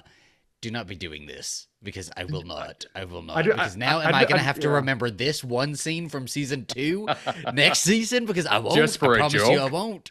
Yeah. Yeah, I'd be fine if they cut corners and they did that thing, where they're talking, but they're Right, like just covering have the mouth thing. and- yeah, yeah. just do that a little bit more, Mhm. speed it That up a was little funny. bit. This thing, like, what are we doing here? 'Cause Like, if I it's, if didn't- it's not a thing. Like you said, Adam, I did think it was clever when he's like, "Oh wait, you're both women. I can't do that." But I just if it's nothing, then it's nothing, and I don't need it. Because I like Zach said, I thought too. It was like, "Oh, cool, this is gonna be a setup for the like big bad next season or something." I know. Honestly, just well. Yeah, so obviously, as I say, Mark flies over, the sand buries them again because lol, that's the joke. He's obviously going through all of like his different memories of his dad and like going through like the first time, he wore his first I hit the costume, 10-second like, button a couple times on this one, just because I Just to knew skip forward. I knew we were here. I was running out of time to watch this episode, and I was like, "This is perfect." I can tell the animators ran out of time to animate something, and so they just pulled from the archive. You learned that from I the last thought- episode. I thought he was going to jump timelines when he was going so fast too, because it looked Yeah, a actually. little weird, and I was like, "Oh, is something going to happen? Is he going to appear in like the same world?" Like he And was then breaking the obviously sound nothing barrier happened. and everything, wasn't he? Right? Yeah. Like he was going so fast. I do like the moment though when he flies over the college and like when he first sees Amber and he's like, "Oh my god!" And he almost goes to see her and then he's like, "No wait, we're not in that Yeah. place," and like pulls back. I do no like more that little Amber. moment. She needs to die. It's Wow. time for her to No! die. Are you Yes, one of the Amber I haters? hate Amber. I hate Amber. I like She's no Amber. place in this world. No place in this world. No place. What? But Mhm. Amber was like the nice, understanding girlfriend. Was she? Because she Yeah. was pretty shitty to him for most of the series. She No, was pretty yeah. not What season very did First you season, watch? first season, no, Season one. First season one, she she wasn't great. was. First season she wasn't Season great. one, she was fucking This terrible. season she nah, was she turned great. This season she was a yeah. little bit better, but A then she little still bit? got fucking terrible sometimes. Yes, she still had moments this season as well. She Okay, just does Zachary. not belong in this world. She can go to her normie life. Alistair, go live now with who's trying normals. to be different just to be And- different, I don't right? give a fuck. I've been hating Amber since season 1, and I will continue to hate Amber. Do not bring her back on my TV screen. Nah, she pulled me around in this season. I think she got a lot better. Like season 1, I couldn't Yeah. stand her because she was like up on her high horse, like I knew you were a superhero the whole time, but yet was still being a dick to him. Whereas this season, I thought she really kind of like She was like dialed that 100% back. understanding. Yeah. and I think the writers. 100%? That is Yeah, bold. she was. No, She Comic-Con, was. she was being such an asshole at Comic-Con. Well, no, Yes, she was. go back and watch but, that. But she was Go being back and watch understandably. that. You go back and watch it. You go back and But- watch that. I think the writers doubled down on her character this season, Being an especially asshole, I agree. with all the hate she got last season. Zach on- does on the usually online align with the forums. straight guys that are. Fuck Amber. Fuck Amber. Fuck her. Don't be give a fair, fuck. To be fair, like that storyline is done. Like It's done. And it's, Yeah. I do is it think done in the it's done. comics too? Yeah. Are we over it in the comics? Fucking Yep. finally. I also It's don't done, want him to be yeah. with Adam Eve though. So, like, I need to do some vetting for girlfriends next time. Or boyfriends. Yeah. You know what? Boyfriends would be even better. William's right there. Like, come on, get him in a thruple. Let's do it. Exactly. Yeah, but Um, William needs superpowers. Yeah. I feel like in a similar way to we see Yes. other characters like Buffy. I think that you need somebody who really understands your situation. Yeah. He like could in learn that how to kind of flip some relationship. pencils. which we talked about a little bit on our episode, Adam. Yes. Sometimes you just you need that. Yeah, 100% makes sense. Yeah, you need someone to get where you are, like match you on your level, basically. 100% That's why him and Amber broke up. We saw that. Yeah. We do go back to the Grayson house. It's been repaired. I do like just a little moment of the neighbor making the comment about the gas leak and the house is blowing up. He's like, maybe I should get my house checked. And Mark's like, yeah, maybe you should. I think I should move away from this fucking area. This little Leave this subdivision here. planet, I shouldn't literally. be here. I'm going to move on to Thraxa. How things there? Also, they all know superheroes are real, so I feel like Isn't it just What's like, the oh, You would cover? just Why are we assume. covering? Yeah. Yeah. Be like, Yeah. oh, I was another casualty. Yeah, It's always like- my house. oh, there was that ballsack brain villain that like came to my house. Like, Right. I know. If she's a real estate agent, she just needs to sell her house and go somewhere Yeah. else. Yeah. Seriously. get She herself is, on she the is track. fighting tooth and nail to hold on to that one too. She needs to be dating that I guy mean, there's so already many from bad work. memories there. Yeah, well, that's it. Oh, Which yeah. obviously she goes in, and that's the whole thing that she has, right? The memories of when she looks around. But before that, obviously, April shows up, as I said to Zach last time, voiced by Callista Flockhart, Ally McBeal herself. wait, is the voices nanny? April. Yes. Yeah. Huh. Yeah. Big, The big evil name nanny? pulling her back. That's a The evil Callisto nanny. Renaissance. Right. Give me some more Callista Flockhart. Loved Ally McBeal. I'm here for it.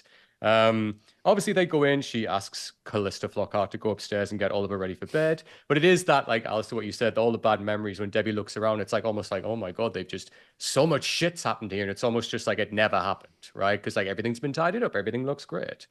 And I do like, this is the next scene I was talking about. So this is the parallel of when we think about, when Mark was on the roof last time and he was talking to Cecil. This is now Mark on the roof with Debbie. And this is a very different dynamic. Obviously, he knows Debbie a lot better. It's his own mother. It's a lot more emotional. And like, he's talking about things, basically saying like, oh my God, everything that I've had to go through, like everything that's happened. And like he says, look, I'm going to pull out of college. And she's like, no, please don't. Like college is more than just what you think it is, Mark. It's really important for your experience growing up.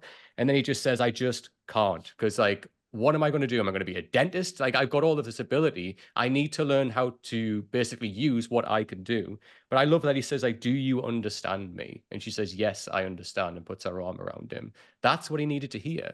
And he was never going to get that with Cecil, but with his mother, he needed to hear that from his mother. Do you understand me? Do you hear me? And that's the parallel with this scene. She looked him right in the eye. She did indeed. I did really like it, and I think it was what he emotionally needed. And I think that he does need to ask for a salary because I'm betting you he saves the globally and the U.S. budget a lot of money on DoD funds. I mean, and DoD funds are our biggest kind of funds. Listen, And maybe that he needs a military couple, speak. some of those funds. yeah. Get it. Yeah, If anybody knows this shit, Alistair, okay? Get a salary, Yeah. Mark. Get a He's, salary. he's worth billions of dollars. It seems like as they a do DoD take, asset. not to be more of a Cecil defender, but it does seem like if they're in need for anything, they do. Get Yeah. it from They Cecil. need it. Like I'm sure he took care of that house. Yes. Okay, Yes. but a salary. Do you know who took care of Myself. Buffy's house and her window? Not the council. Xander. By I the know, end of the right? series, they just put a board up because they couldn't afford it no more. No more You know insurance what? money. I feel like if superheroes are getting paid, they're at least contractors, right? Because I know Adam, Eve, and Mark are kind of working as contractors. They need to at least be paid as contractors. Mm. Yeah. And if not, they need a protest. Something Right. says Picket unionize. fence. Unionize. I just love Debbie and Mark at all Same. times. Anytime they interact, I could watch. This could have been like the first 20 minutes, and I'd been fine with it. You know. Whenever I think back on like this season, I think of like some of the highlight scenes. It's always includes like scenes with Debbie and Mark. When I think back to season 1, I always bring up this scene, but it was so important when she said to Mark in the back garden, in the like, you don't have to be the best version of your father, you have to be the best version of you. And that like was the whole point of that season. Like, and then going into this season as well, like that drags over because that's what Debbie said to him. And like she even, all of those times when she's like, I'm the best person to raise this baby, Cecil, not you. Do not take this baby away from me. Because she's right. Like, look what she raised Mark in the way I don't that know. she Give them did. that baby. I feel like. No, leave my baby No. alone. But, Debbie and Mark were the biggest characters this season. They both had the biggest Yes. journeys, and they had such parallel journeys where they were on the same sort of journey, just their own individual journeys, right? And they would come together at certain points, kind of break off, and then they're sort of coming together again. But he's going to have to, I feel like this next season, he's about to go on his own where it's something she's not going to be able to understand, and she's not going to recognize him anymore. We're going to get some sort of change with him where he's a little bit unrecognizable. All of this pressure that he's putting on himself, and that he's remembering his dad saying all of this potential that he has, that he doesn't feel like because now he's feeling that pressure to live up to that potential that his dad was talking about. That is going to be a huge part of his undoing. And I think Debbie's such a gracious person and how she deals with everything. Yeah. And we've only really seen her be a little messy a couple times. And I'm kind of ready for a little bit She of was more walking around messy. Chicago with no shoes. That was a little Yeah. messy. And I love that. And I kind of She almost feels like Mark is going through all this stuff. She has a new kid. She still needs to keep everything together. She's keeping everything together for everybody else. Agreed. And at some point, something's gonna break. And I'm curious to see when and if that happens. They're always there for each other. That's what I love about this. Like, this season was very much setting up Mark going to college, like getting away, starting his own journey, right? He had Amber and everything like that. And we saw when Debbie earlier on in this season, when there was that one scene when like, it was the cupboard, like in the kitchen, like wouldn't close and it kept opening, like and closing. She tried to close it and then she like grabbed it and started smashing shit in the kitchen because she was freaking the hell out after everything that had happened. And then as kind of Zach said as well, like they were going apart there, but then they've come back together because this trauma of everything that goes on, they come back together because those are the people that need each other. Like they need each other to get through this. And like their whole relationship works so damn well, both with like the writing, but also the performances from both of them. They're both incredible. Sandra, oh man. And then finally, we go to the last scene of the talk on top of the rooftop. So then Mark's flying over like the city. Adam Eva's outside. She sees him, kind of calls him down. They both sit. There is that moment when like he puts his hand down, the little finger goes on top of hers. He kind of quickly realizes and moves it away. He does turn to her and say like, look, I need to tell you something. She's like, what? And like that moment of just like the wind blowing, her hair blowing. And then he says, oh, never mind. But I do love the Goodwill Hunting moment when she's like, look, this isn't fair, Mark. You don't deserve this. You don't deserve this. And Mark's reaction to that when he like, looks at her and she says it the first time, he's never heard that before. He's never heard anyone understand that before. And she says, you don't deserve this. And that's what gets him. She's like, fuck, like no one's actually seen this like that before and said that to me before. And that's the third parallel of like 3 different rooftop conversations he has. But it's really, it's great how each one does something different and serves a different purpose. And Mark responds to them in different ways based on where he is emotionally. Look at you, scholar. I didn't. Hey, I wasn't doing none of it. Hey, you remember that, guys? Next time I talk shit, just remember this episode. So then, are we thinking he's not sure if he loves her yet? Then that's why he wouldn't say anything yet. Okay. I think for me personally, he barely understands his emotions right now, let alone being able to talk about someone else's. So more pressure from old Adam Eve. Am I crazy or she turns up again? She's like, you didn't say it. You didn't tell her. Didn't he have a crush on her in the first season, or is that just in my head? I don't remember. I you know what? I was thinking, right? so? Because there was chemistry, right? There was something there, and then he was like, "Oh, when she's with Rex, I'll kind of back off," and he kind of like just put it at the back of his mind and forgot about it. Then he met Amber, so it was like, "Oh well, like I'm with someone else now." But yeah, there was a little bit of that. Oh, yeah. A thing that like I feel like every show loves to do like a Jim and Pam where it's like, well, they're what they work together, they make sense, and I'm just like, fucking do it or don't. Like I feel very with a romance plot, I'm like, speed this up, do it or don't do it. But I'm like, kill Angel or don't, but like speed this up, man. I just like when I was like, why the fuck did he say anything? Like we were going for that. That was the whole reason we had that scene. And then he's like, hey, never mind. No, but I do agree with Adam there is that he's not processing those kinds of emotions right now. He just like, he's already spiraling. We've seen it. That's been the whole point of the episode. So like, I will forgive it for that. But generally I do agree. I don't like the building up of a romance. Just, I enjoy love bombing. Just love bomb to hell and then break up and let it go. I'm like, yeah. Go ahead, Alistair. Well, no. I feel like especially in shows like the 2 things that work with relationships are like the Jim and Pam thing of the will they or won't they for so long. I mean, we just had the 911 reveal. I know. Yesterday, okay, we won't talk about it. We won't. Which now makes me want to watch 911.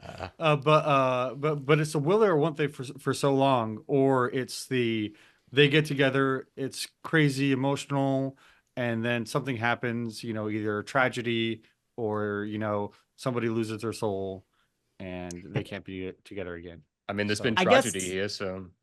I guess like my thing is, I don't know. I'm such a hard sell in a romance plot. I like very much need it to be like, oh, we're in love. Oh, now he turned evil and I have to kill him. Like, great, give me that. Or give me like, you're fucking and it's like, we don't need to be together. And then it's like, oh, we do like each other. Like, I can get into like a very like different kind of I don't know. I just am so like, my brain clocks out with that shit. That's okay. You know what? Like, you can hit the 10-second skip button just a couple times. on the whole season till they're together. But like, I get where you're coming from, Ian, but I think as well, like you and I are having this conversation before, right? When we're like, oh, multiverse stuff, it's been done to death already. This comic was written at a time when that wasn't a big thing, right? So, I mean, well, comics it was, but not on like screen adaptation. Right. So, like, for that to come back, we're in a place now where we've seen it so many times, we're like, fucking hell, get on with it. And I guess like the comic was written at the time as well, where like these tropes weren't so serialized right in our faces where we'd seen them a million times. But I agree with you though. Like, I'm like, get on with it. Like, I don't want this whole like do you remember like I don't know if you watched Smallville, but it was like Clark and Lois. Well, they won't. That like, and it went on for so long. It's Was Lois in Smallville too? Yeah, I thought they met when they were like grown ups. Wasn't it Lana? It was Lana. Then Lois comes in later on. Right? Yeah.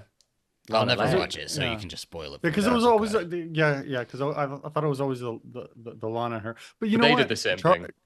Charm did it. You know, they got together, her and her White Lighter, and they stayed together like almost the They entire were the time. sun. They were the Until he couldn't get paid what everybody else was getting paid, so he was that always was terrible. What a trapped in heaven. tragedy. So Yeah. Anyway. But yeah, and then we go to the final scene. So then we get the Viltrumite prison. Omni-Man is a bloodied mess. Alan is talking to him. I love as well when he's like, he calls him alien. He's like, come on, man, it's Alan. Like, don't be like that. Like, I just love Seth Rogen in this role. Yeah, he's so good. He's so good. Tells him they're on the same side. He's like, oh, Mark told me all about you. Like, Nolan's like, oh, leave Mark out of this. Like, I need to pay basically for my actions. And like, Alan's like, oh, believe me, you will. But right now, like, we need you like to team up.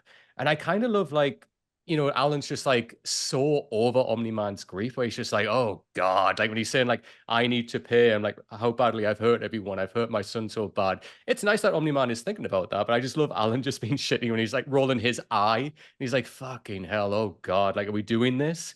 And then we get that big sting at the end when he's like, and yet. It's not a big sting. No, it's not a big sting. Oh, and then my wife. You know what I wrote down? Which one? Which one? Yes, exactly. Also, clarify, because I'm pretty sure when Mark showed up, you were tongue kissing a fucking bug. Exactly. You sicko. You Exactly. sicko. You know what, man? In an episode full of annoying shit, this took the cake. This was fucking annoying to end a season on. I love my wife again. Leave her alone. Go get a job. Leave Debbie alone. Let her heal. Let her move on. And don't ever try to contact her or Oliver again. Like, never. The thing that I know we're leading towards, which I just cannot get on board with, and like, you know, I read X-Men my whole life. I watched Buffy. We do have like murderers who like have redemption arcs, whatever. But like, he didn't just murder, he like did a genocide with using his son's body, and then on national television, like called his wife his pet. Yes. So I just cannot get on board with like, oh, he loves her. It's We're like, no, not fuck you, forgiving. man. Yes, like, there's no forgiveness. And then married another woman and had a child. And then left the child at her doorstep for her to take care of. While he's beating your son, you hear him say that you were nothing more than a pet to him. Yeah. If they do, if anything, I will stop watching. I do not want to see them together. I will stop watching, and I'll do it easily, and I'll never see a promo for it because they're not promoting it, so it'll never enter into my head again. Well, I was worried this season. I did find out some spoilers, but I was like, when they're like, I even thought when Mark first sees him, he wasn't mad enough. Like, I was like, no, fuck him. Don't forgive him at all. No, fuck him. People don't hit enough. They don't hit enough. For superheroes, they don't hit enough or nearly enough. Like, you know, Buffy would have punched somebody. She absolutely would have. She was a problem child, okay? Mark, you can be a little bit of a problem child, too. And I just I'm just not here for Nolan getting any kind of redemption, like, at all. And I think, like, from the Debbie perspective, it would go against Debbie's character to suddenly drop everything and go back with him. Yeah. Because that's not the Debbie that we know now. She's the one that would say, fuck you, Nolan. Yeah. And, like, that's what she said. So to go back, it wouldn't make sense, right? Yeah. Alistair, what's your thoughts? Well, it's also, like, I feel like I'm interested into, like, if Endgame is them together, how are we getting to that point? Because it's just gonna happen the way this has been going. You see so many relationships, and I'm not saying that this is going to be the relationship where you see people who are horrible for each other or who have done horrible things to each other, but they still get back together, right? You know, stuff that you would think would be relationship enders, and they get back together. And sometimes it's more so, hey, that's still the person I love, and period, and that's it. She's too But strong for like, that, though. Don't tell us that she's too strong for that, and then completely reverse that. She's And too strong like, for that. to your point, Alistair, I do know what you mean. It's like you like those couples where it's like, God, they need to break up. But he murdered everyone in that subway using his son's body, and like, Yeah. I I could never just, look at him and never yeah. see Same that way again. again. I would No. see that for the rest of my life. So that is it, gentlemen. We have season 2 wrapped up. So yeah, I'm going to go around, ask you all kind of what your general thoughts are of season 2 as a whole, and then give this episode a rank out of 10. And then why not the season out of 10 as well? Let's do it. So Alistair, kind of what was your thoughts overall of like season 2, thinking way back to the beginning, which was like 75 years ago? All of it, the way it come together, give this episode a rank out of 10, and then the whole season a rank out of 10. I think if I had like binged this whole season at once, I would have liked it a lot more. I think Yes. that I guess my enjoyment, my pleasure of viewing it, and then having that huge gap really impacted how I see Yeah. the whole season. Mhm. I think the first season was 10 out of 10, honestly. Chef's kiss, yeah. And I think this season was like an 8 out of 10. And I think this episode, I like this episode going in. I understand everybody's disagreements with what was happening. A lot of spaghetti like thrown at the wall. I'd say this is like a 7.5 out of 10 for me in terms Okay. of this episode. Still good, but lacking. I don't know. I think that big jump, the having the mid-season finale and then 4 episodes after that was just a huge mistake. Yeah. I think the waiting so long for the new season and then having such a long break after 4 just really killed the momentum for me. Yeah. And yeah, I don't know. Like overall, I'd give the season like maybe like a 6.5. Ooh. I'd Okay. probably give this episode like a 4. Because I just was clocking out so often in this episode. Like I'd be like, I'm looking at the screen, but I'm just like, I don't fucking care. I love Mark forever. He's my baby boy.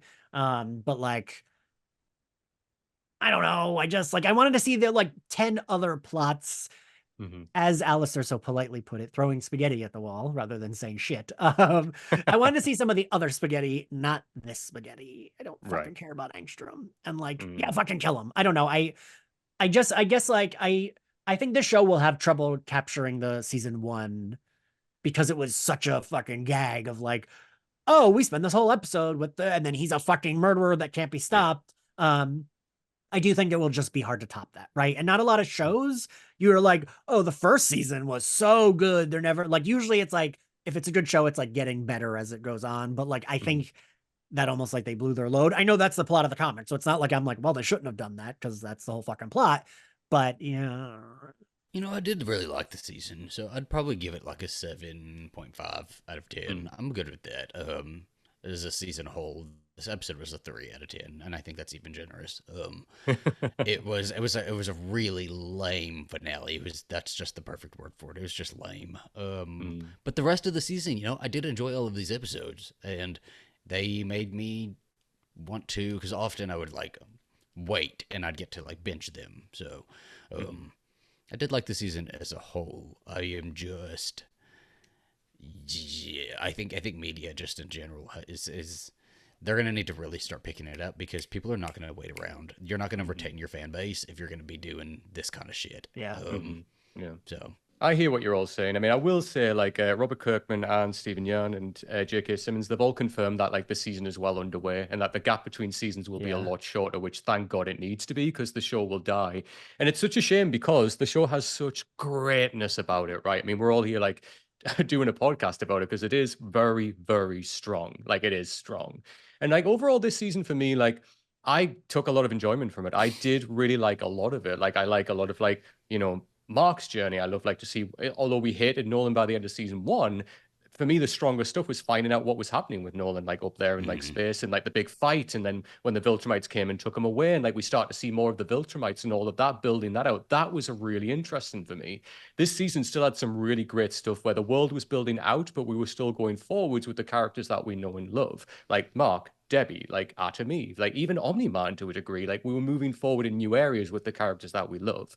The stuff I didn't love, and I was thinking about this when I watched it the second time, when I think of like that season 1 finale, which was so good, like, you know, we had this character that we'd been all the way through the season with, Omni-Man. We knew that it was evil. We were waiting for Mark to figure that out, right? Yeah. And then when we learned the extent, like, of his evilness, as you said, Ian, like all of that, the genocide that he caused, like calling Debbie his pet, and then the gag of like at the end of all of that, like Omni-Man flies away with tears in his eyes. I know we hate him at this point and still do, but that was like, it was the crack. It was interesting to spend so much time with a character we've seen twice and then spend all that time in a finale. Like, I felt like I needed another episode after this. That's what it felt like for me. I was like, this is like the penultimate. This isn't the finale, right? Because who the fuck is this guy? Why do we care? So I did feel let down for that reason. But I did, overall, I enjoyed the arc of this season. I like going to the Thraxan planet, like learning about that, and like, you know, the way that certain characters did move forward, I did really like. Even the William stuff, like where he went, I really enjoyed that. It was really strong. But yeah, just for me as a whole, I think still I really enjoyed this season. For me, this episode sits at like a 7 out of 10 for me. There was stuff I still really liked in it. There was stuff I really couldn't stand in it. But overall, I think this show and the writing is still incredibly strong. It's like up there for me. And I still get excited whenever I see anything about it. Like, it still has its hooks in me. I want to see more of it. And that's the mark of, for me, something I really enjoy. Overall, though, the season's probably an 8 out of 10 for me. Like, I really, really did like this season. I think that's fair. Yeah. All right. So wrapping up, boys. Thank you very much for doing this. Really, really appreciate it. That is our whole coverage of season 2 of Invincible. This has been an absolute ride. But yeah, Alistair, tell everybody where they can find you. Also, your alt account, I Hate Cecil. And you can find me at Alistair J Patton on all social media. I'm also featured on the AZB YouTube channel. Coffee and Tequila. Hopefully, when I get back, we'll be starting that up here soon. And then I also have Hello Gentle Viewers on AZB. I don't know. After that comment, the network might have canceled Coffee and Tequila. I know. It's just coffee now. All right, Zach, where can everyone find you? Patreon.com/AZB plus PLUS. We put a lot of stuff out over there.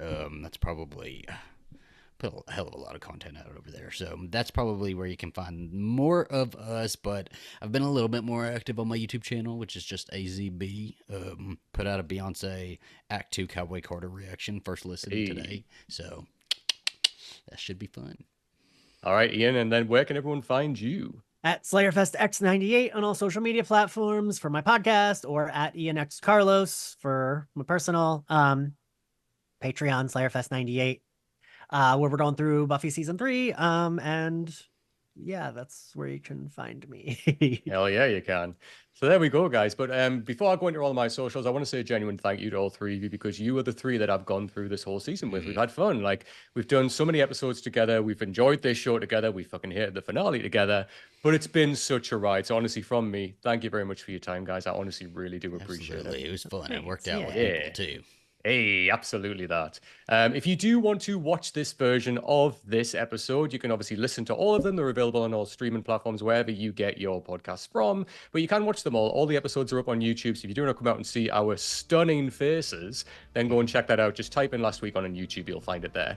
We're on all socials as well. So at Last Week On, type that in everywhere and you'll find us on there. And if you want to follow me personally, I am at Straughan87. So thanks again, guys. This has been super fun. And yeah, till season 3, we'll see you all later.